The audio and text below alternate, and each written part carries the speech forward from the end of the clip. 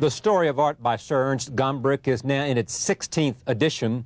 It is unrivaled as an introduction to the subject of art, from the earliest cave paintings to the experimental art of today. First published in 1950, it is the world's best-selling book on art, and it has been translated into 24 languages.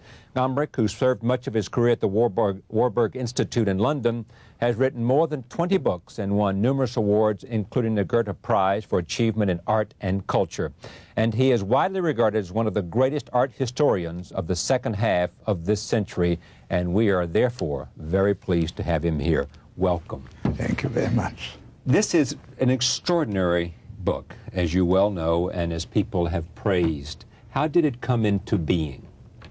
More or less by accident. There's so many things in life. Yeah. It came into being because I had once had the commission to write a history of the world for children. When I was still in Vienna as a young man, I wrote this, which happened to be a great success, and I was asked now to write a history of art for children. My reply was that the history of art isn't for children.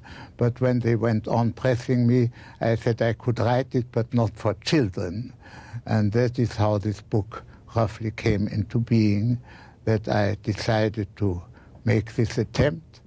And after a number of interruptions due to the war and other reasons, I even tried to finish it. Why do you think it's met with such acceptance? I think, or I hope, it is because I don't try to give myself airs. I don't try to make a mystery of things which are not a mystery, but I admit that there are mysteries which one needn't discuss because they are too obviously mysteries. You also have said before, and correct me if I'm wrong, because the fact that it's said does not necessarily mean you said it, that the story of art makes a difference, that it is the story of art. That is entirely true. I'm glad that you mentioned this. The story in the sense that it is not just a chronicle of one thing after another. There's a chronicle of fashion, for instance.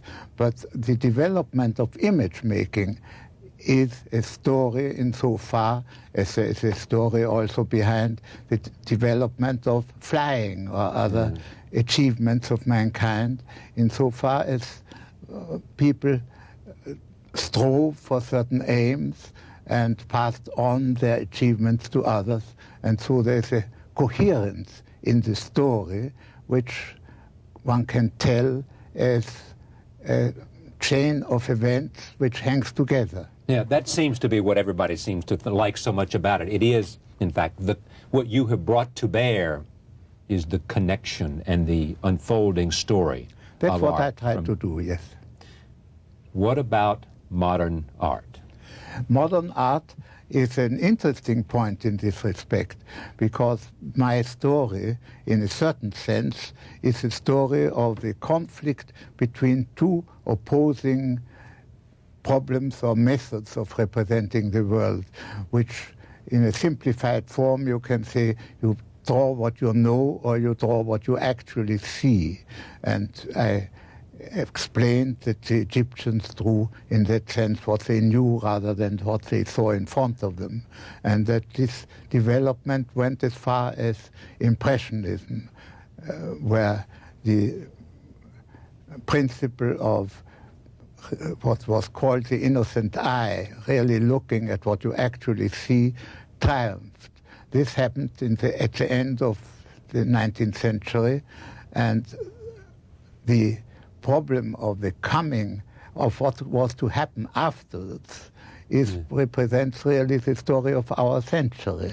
So when you ask what about modern art is confronted with a certain break in that chain and the search for very different solutions. I tried to explain in the book that one of the reasons for this break was that, in a sense, the theory which was underlying Impressionism is a little too simple. We can never completely separate what we know from what we see, and therefore the whole idea broke down, and I should have added, and I did add in a later page, that photography had a lot to do with this too, So the search for alternative, what an artist, an image maker can do, was on, and it still goes on all the time. You have never been a great collector. I've never been a great or a minor collector. Or a minor collector. Yes. Why is that?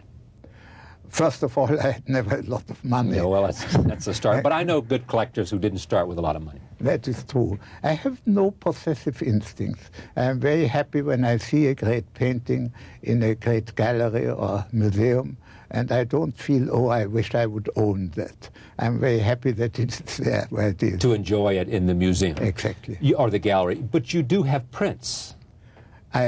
My father was a print collector, and I own a number of pleasant prints, and even quite valuable prints. Yeah.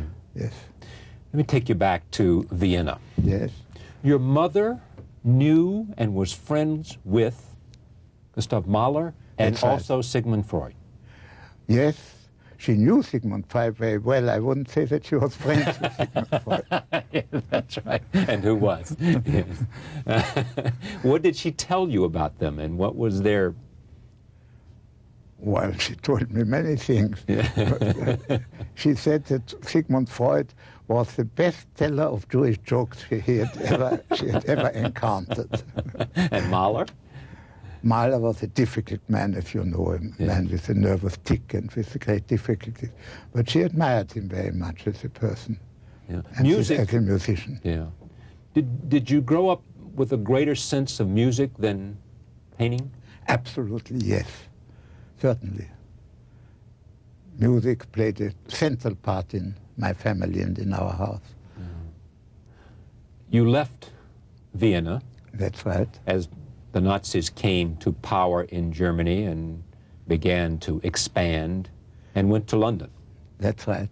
How did you spend the war? And in a listening post of the British Broadcasting Corporation, I listened for 6 years mainly to German propaganda broadcasts and translated them into English. It was not a very thrilling work, but hard work. And I learned a good deal of English in the process, because if you have language lessons 8 hours a day for 6 years, you have to learn it. Were you the first person in London to know of Hitler's death? Yes, so I always tell, and I'm pretty sure it's true. I mean, I listened. How did that happen? What happened was that towards the very end of the war, there was one of these announcements on the German wireless that stand by for an important announcement, and it was pretty obvious that this had to do with Hitler. And so I was called in as a more experienced listener, and I had the idea that to make it as quickly as possible to pass on the news when it came, I wrote on pieces of paper, Hitler abdicates, Hitler dead, Hitler surrenders, and so on and so forth.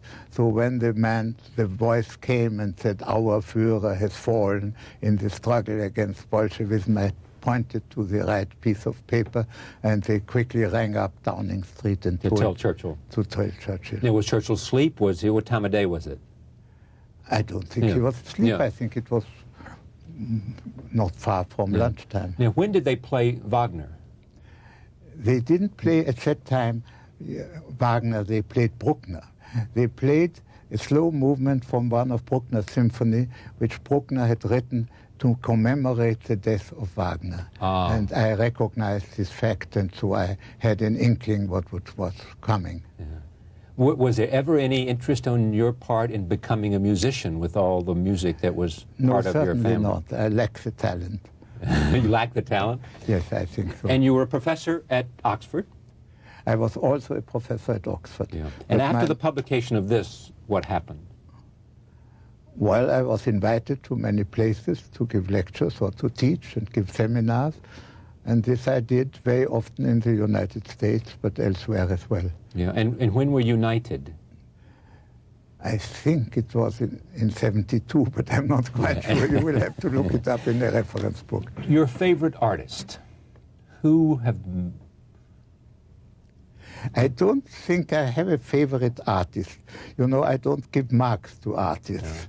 I admire some artists tremendously, but when I then see the work of another, I say, well, he is also wonderful.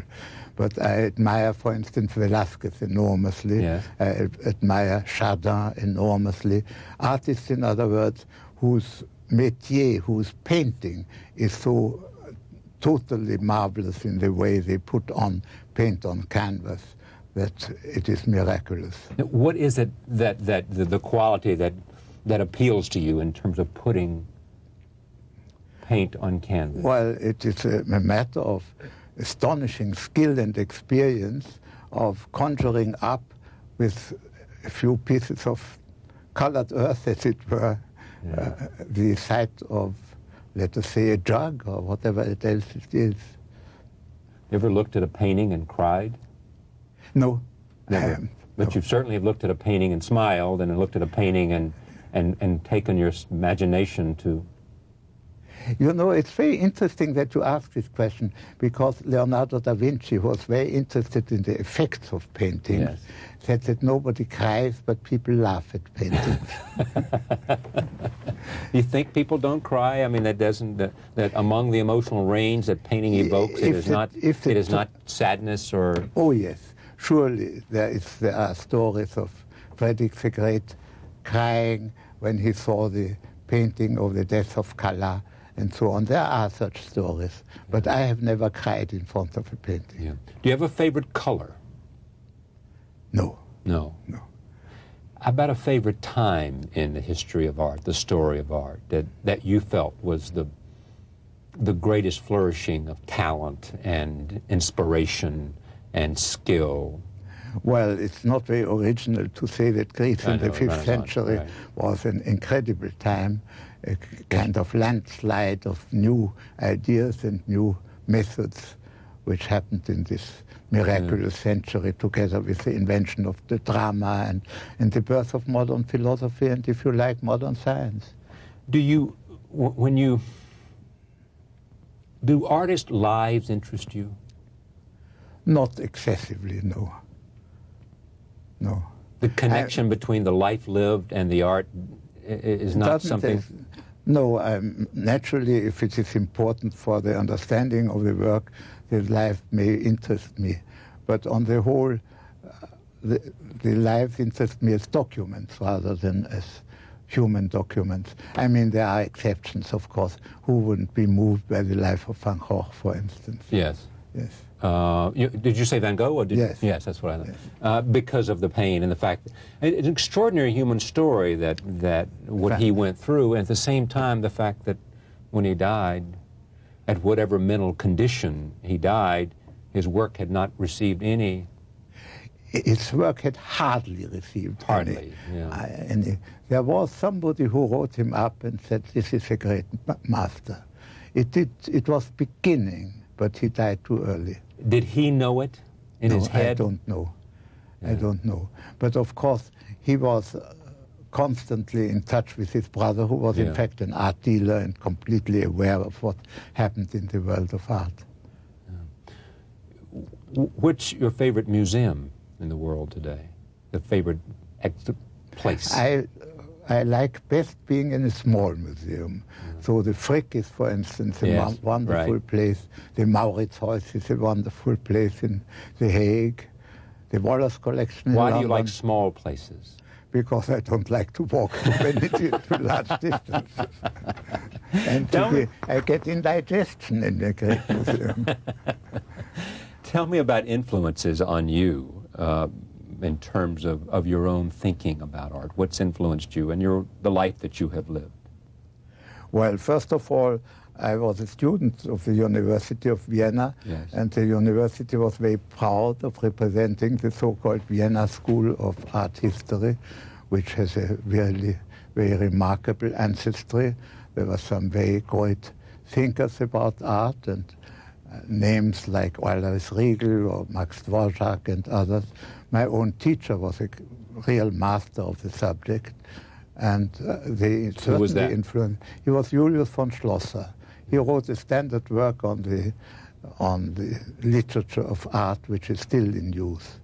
And another was the archaeologist Emanuel Loewy, who was one of the first to propose this distinction from knowing to seeing, which I made the armature of my book. So I was much influenced by Emmanuel Levy's book on the imitation of nature in art, which was published in 1900.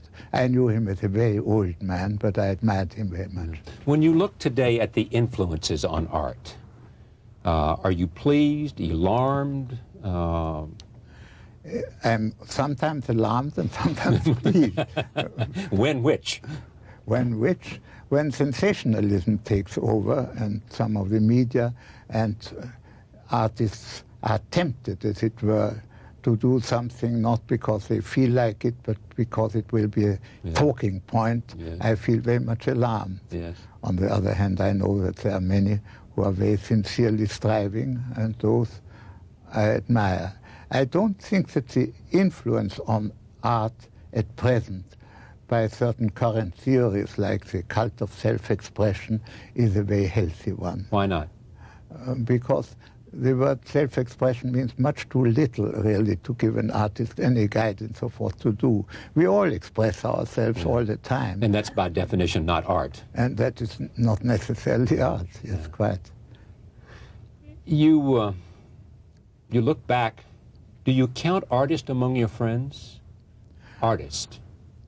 I was very fortunate in knowing Oskar Kokoschka very well, and he was very nice to me, and I might almost call him a friend, yes. Yeah. Any artist that you wish you had known? Because Michelangelo. Of course.